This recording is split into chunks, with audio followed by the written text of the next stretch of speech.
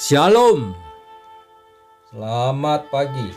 Sate pagi hari ini bertemakan dampak Pygmalion, karya Pendeta Emeritus Andar Ismail.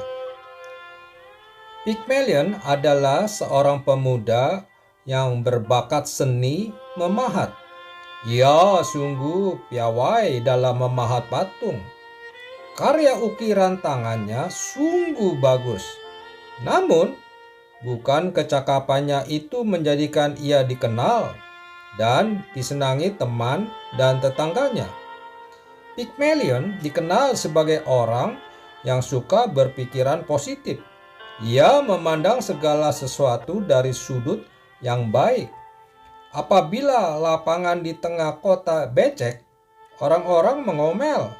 Namun, Pygmalion berkata, untunglah lapangan yang lain tidak sebecek ini. Ketika ada orang pembeli patung ngotot menawarkan harga, kawan-kawan Pygmalion berbisik, kikir betul orang itu. Namun, Pygmalion berkata, mungkin orang itu perlu mengeluarkan uang untuk urusan lain yang lebih perlu. Ketika anak-anak mencuri apel di kebunnya, Pygmalion tidak mengumpat. Ia malah merasa iba. Kasihan anak-anak itu kurang mendapat pendidikan dan makanan yang cukup di rumahnya. Itulah pola pandang Pygmalion. Ia tidak melihat sesuatu keadaan dari segi buruk, melainkan justru dari segi baik. Ia tidak pernah berpikir buruk tentang orang lain. Sebaliknya, ia mencoba membayangkan hal-hal yang baik di balik perbuatan buruk orang lain.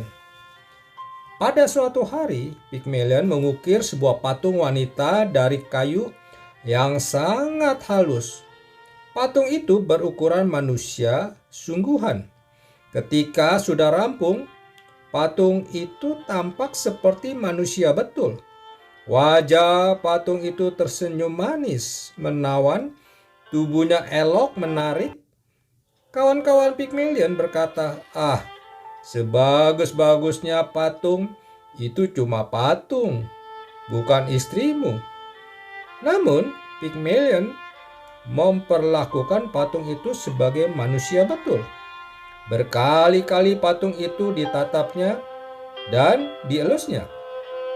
Para dewa yang ada di Gunung Olympus memperhatikan dan menghargai sikap Pygmalion. Lalu mereka memutuskan untuk memberi anugerah kepada Pygmalion, yaitu mengubah patung itu menjadi manusia betul. Begitulah Pygmalion hidup berbahagia dengan istrinya itu, yang konon adalah wanita tercantik di seluruh negeri Yunani.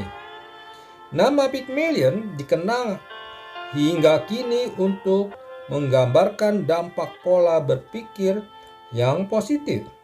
Kalau kita berpikir positif tentang suatu keadaan atau seseorang, seringkali hasilnya betul-betul menjadi positif. Misalnya, jika kita bersikap ramah terhadap seseorang, maka orang itu pun akan menjadi ramah terhadap kita. Jika kita memperlakukan anak kita sebagai anak yang cerdas, akhirnya dia betul-betul menjadi cerdas.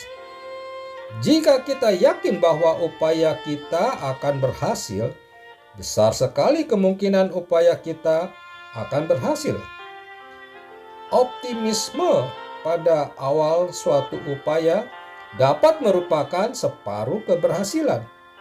Dampak pola berpikir positif itu disebut dampak Pygmalion.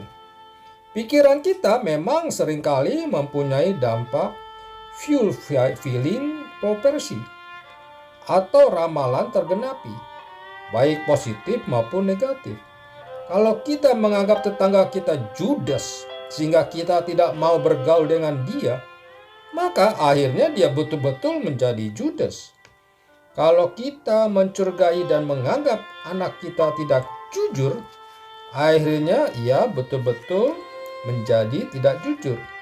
Kalau kita sudah putus asa dan merasa tidak sanggup pada awal suatu usaha, besar sekali kemungkinannya kita betul-betul akan gagal. Pola pikir Pygmalion adalah berpikir, menduga, dan berharap hanya yang baik tentang suatu keadaan atau seseorang.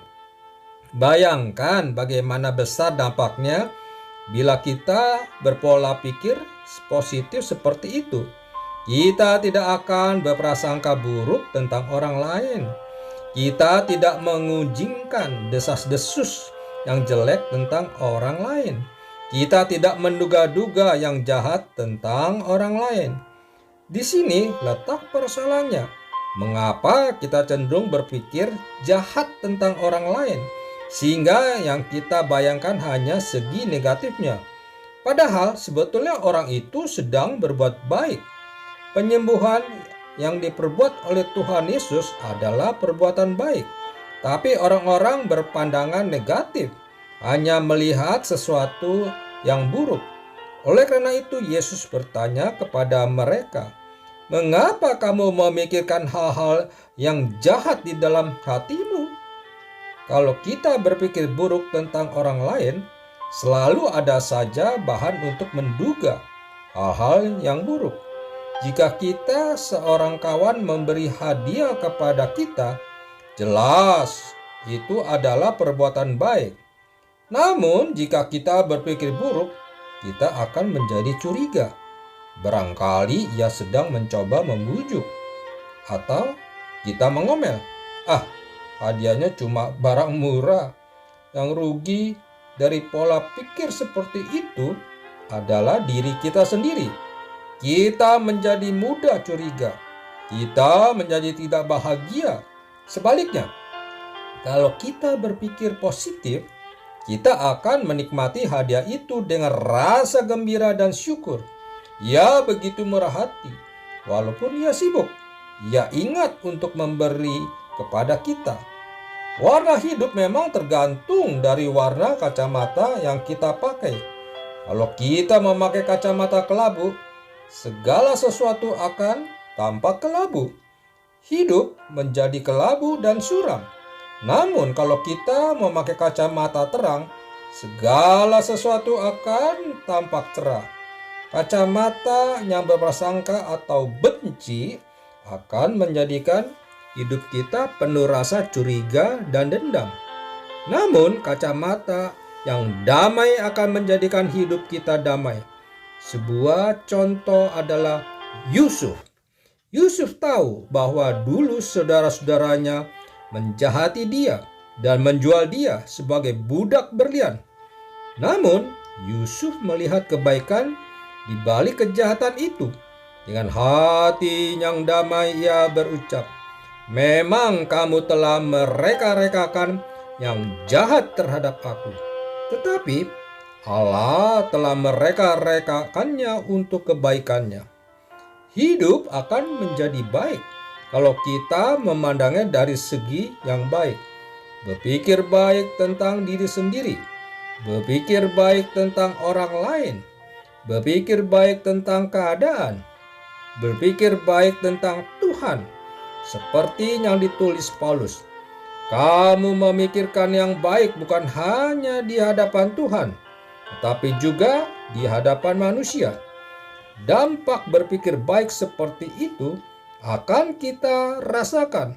Warga menjadi hangat, kawan menjadi bisa dipercaya, tetangga menjadi akrab, pekerjaan menjadi menyenangkan, dunia menjadi ramah, hidup menjadi indah.